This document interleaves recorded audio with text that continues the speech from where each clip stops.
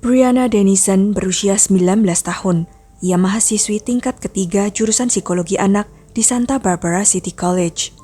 Pada Januari 2008, ia menghilang di tengah malam dari rumah seorang teman di Reno, Nevada, tempat yang sudah dikenalnya dan terasa aman. Saat polisi menyelidiki, detail demi detail justru semakin sulit diterima. Setiap temuan baru menambah ketakutan, bukan hanya bagi keluarga dan teman-temannya, tetapi juga seluruh komunitas. Kasus orang hilang itu dengan cepat berubah menjadi tragedi yang jauh lebih memilukan. Liburan musim dingin Bri berakhir dengan cara terburuk. Bagaimana kisah lengkapnya? Sebelumnya silakan subscribe dulu channel ini serta nyalakan loncengnya untuk mengetahui kasus-kasus kriminal yang terjadi di berbagai negara. Brianna lahir pada 29 Maret 1988 dari pasangan Jeff dan Bridget Dennis, dan semua orang memanggilnya Bri. Ia tumbuh dalam keluarga kecil yang hangat bersama adik laki-lakinya, Brighton. Awalnya hidup mereka stabil di Reno, tempat Jeff menjalankan bisnisnya sendiri. Namun segalanya berubah pada 1994. Jeff, ayah Bri yang berusia 34 tahun, mengakhiri hidupnya di tengah penyelidikan federal atas kasus penggelapan. Saat itu, Bri baru berusia 6 tahun. Kehilangan itu meretakkan keluarga dan meninggalkan duka yang berat dan berkepanjangan. Bridget, ibunya, berjuang membesarkan Bri dan Brighton seorang diri, bekerja tanpa henti demi memberi mereka kestabilan. Sejak kecil, Bri menonjol, cerdas, ramah, dan mampu membuat orang lain merasa nyaman. Ia membawa kehangatan tanpa perlu berusaha. Namun kematian ayahnya tetap menjadi luka yang mereka simpan diam-diam. Keluarga itu kemudian pindah ke kampung halaman Bridget di California. Di sana, Bri memulai lembaran baru, cepat beradaptasi, mudah berteman, dan dikenal hangat serta terbuka. Bri lulus dari Reno High School pada 2006 dan melanjutkan kuliah di Santa Barbara City College mengambil psikologi anak karena dorongannya untuk membantu orang lain, terutama anak-anak. Di luar kampus, Bri sangat mencintai perjalanan. Setahun tinggal di Roma membuka wawasannya, lalu ia terus menjelajah Hawaii, New York, Meksiko, Jamaika, Jepang, kembali ke Italia, hingga Mesir, Hungaria, Austria, Prancis, dan lainnya. Di usia 19 tahun, Bri menjalani hidup sepenuhnya, mengumpulkan pengalaman, kenangan, dan mempercayai instingnya. Ia juga dekat dengan Brighton. Sebagai kakak, Bri selalu memberi nasihat dan dukungan. Brighton sangat mengaguminya. Semua yang mengenal Bri menggambarkannya sama, hangat, ceria, dan penuh kehidupan. Ia berprestasi di kampus dan masa depannya terasa terbuka lebar. Lalu Januari 2008 mengubah segalanya. Bri pulang ke Reno untuk liburan musim dingin bersama teman-teman SMA-nya. Mereka berencana mengikuti rangkaian acara mahasiswa. Pada malam 19 Januari, jadwal mereka padat, berpindah dari satu acara ke acara lain. Salah satu pemberhentian utama adalah pesta di Sands Regency Resort di North Arlington Avenue. Waktu berlalu cepat hingga lewat tengah malam. Malam itu, Bri, temannya Jessica, dan tuan rumah mereka Katie berencana menginap di apartemen Katie di McKay Court dekat University of Nevada. Saat Katie dan Bri tiba, Jessica sudah di sana bersama seorang pria yang tidak dikenal. Ia ingin tidur karena harus bekerja pagi hari.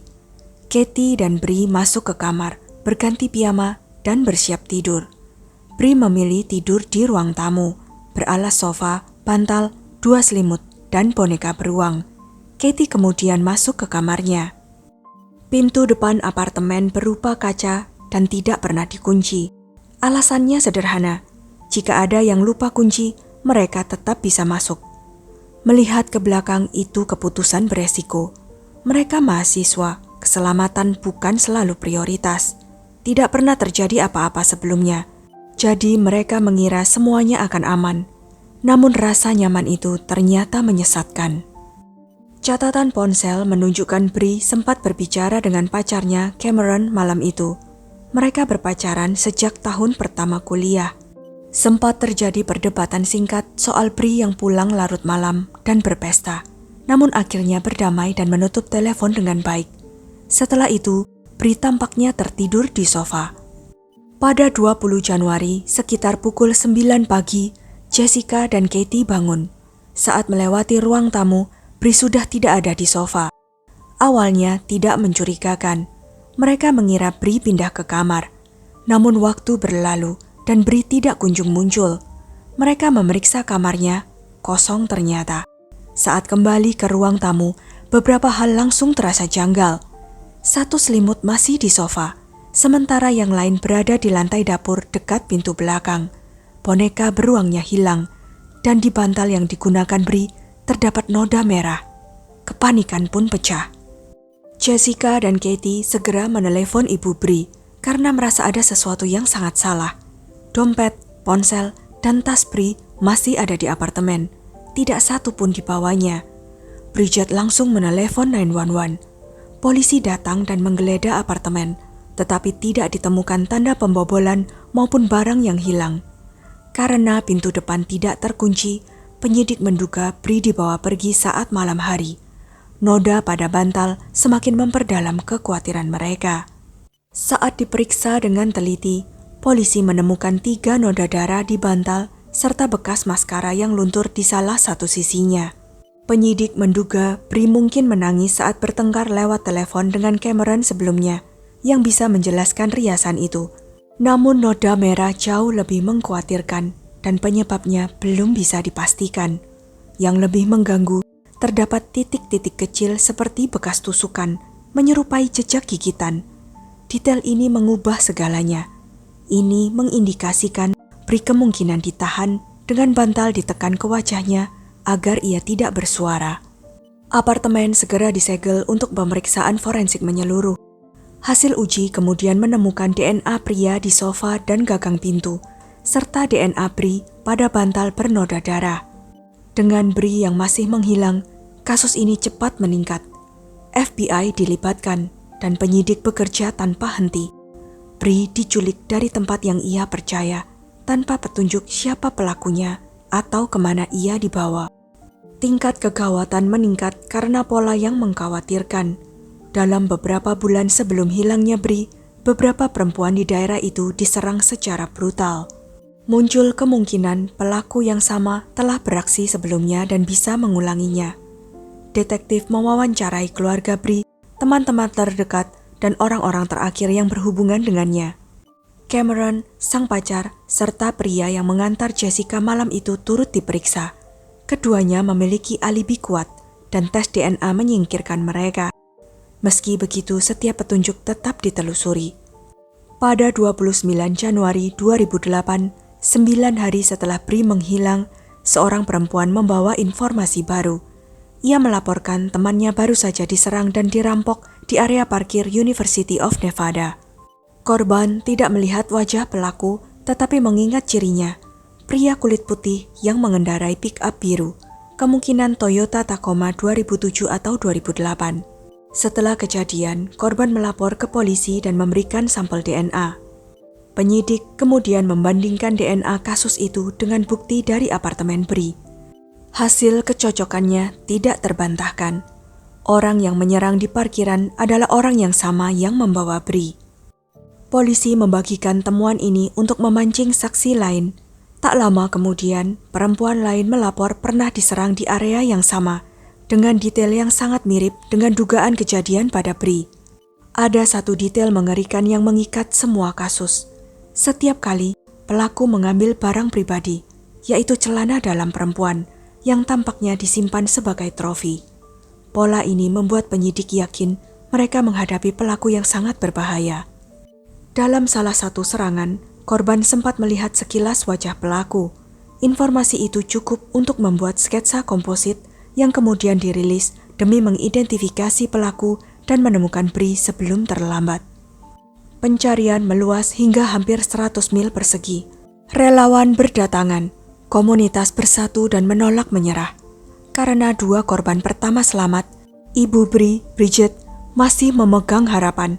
Selama belum ada jawaban, ia percaya putrinya mungkin masih hidup.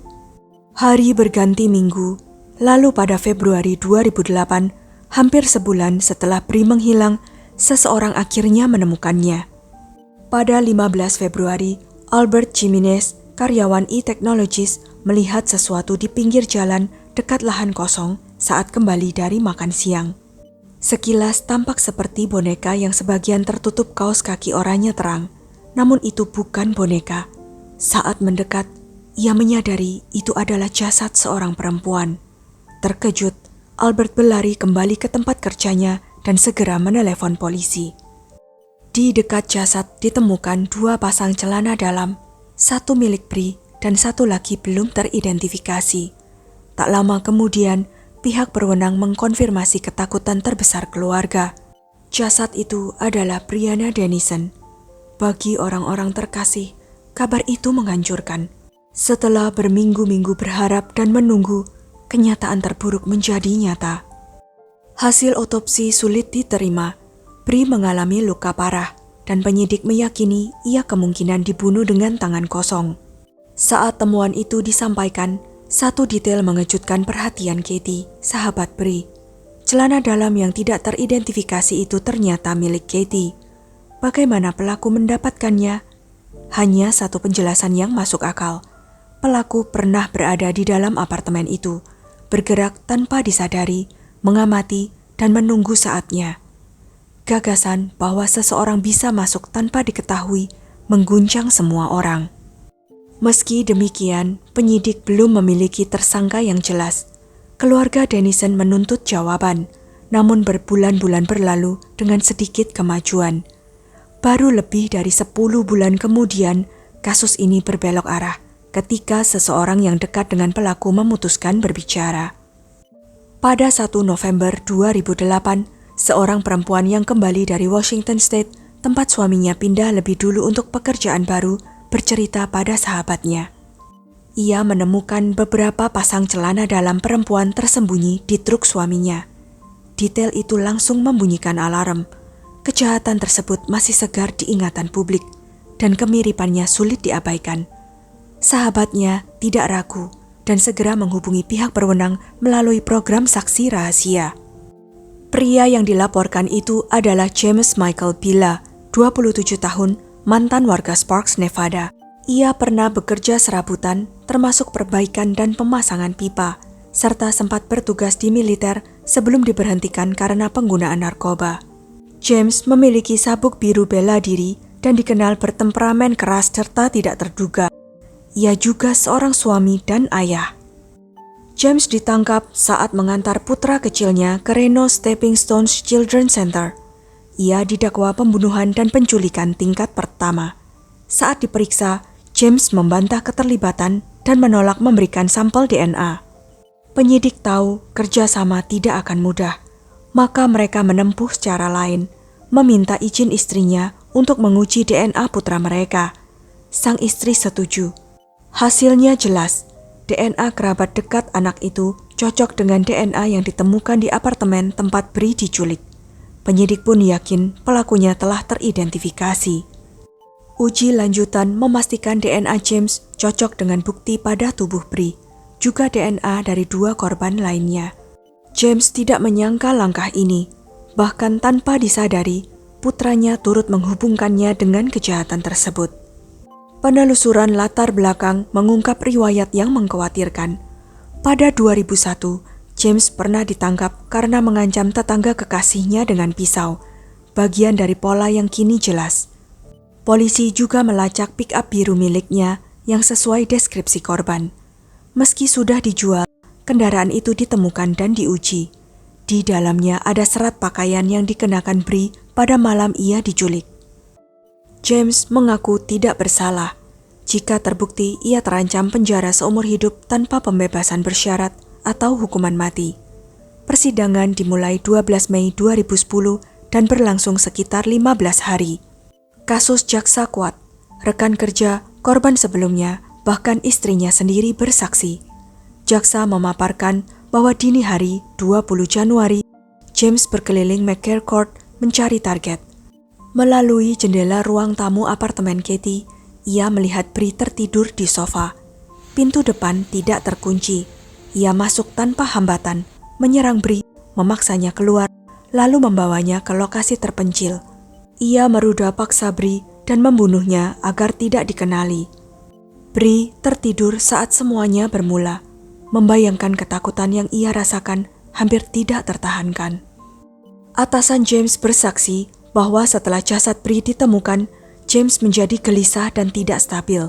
Ketika ditanya tentang kematian Bree, ia dilaporkan berkata bahwa Bree pantas mendapatkannya. Itu tidak benar. Bree tidak melakukan kesalahan apapun. Ia tidur di tempat yang ia kira aman ketika seseorang merampas segalanya. Pada 27 Mei 2010, James dinyatakan bersalah atas semua dakwaan. 2 bulan kemudian, 30 Juli, ia dijatuhi hukuman mati, serta 4 hukuman seumur hidup atas penculikan dan penyerangan 2 korban lain sebelum pembunuhan Bree. Setelah kematian Bree, peringatan diadakan pada 23 Februari 2008. Orang-orang mengenakan warna biru, warna favoritnya, serta meletakkan bunga, foto, catatan, dan pita. Bertahun-tahun kemudian, Nevada mengesahkan hukum Brianna yang mewajibkan semua terpidana, apapun kejahatannya, menyerahkan sampel DNA ke basis data negara bagian. Andai aturan ini ada lebih awal, DNA James dari penangkapan 2001 mungkin sudah tersimpan, dan kasus Bree tidak perlu hampir setahun untuk terpecahkan. Bagi keluarga Bree, keadilan tidak menghapus kehilangan. Bridget dan Brighton telah kehilangan suami dan ayah, kini mereka juga kehilangan Bree. Duka itu menetap. Setelah kasus ini menyita perhatian nasional, ketakutan merebak, terutama di sekitar University of Nevada. Orang-orang membeli semprotan merica, alarm, bahkan senjata. Alasannya mudah dipahami. Pelaku dengan riwayat kekerasan meningkat menjadi pembunuhan, merenggut nyawa seseorang yang tidak bersalah. Keyakinan Bree bahwa ia aman hancur, dan dampaknya merambat ke seluruh komunitas. Rasa aman di rumah sendiri pun memudar. Waktu berlalu, yang bisa diharapkan hanyalah keluarga Dennison menemukan secuil kedamaian. Dari informasi publik, Brighton telah membangun hidupnya dan kini memiliki seorang anak. Tentang Bridget, sedikit yang diketahui. Kehilangan suami lalu putri dalam waktu singkat adalah beban yang tidak terkatakan. Sekian kisah kali ini. Jangan lupa untuk klik like, share, subscribe, dan komen ya pendapat kalian. Sampai jumpa lagi di video-video selanjutnya.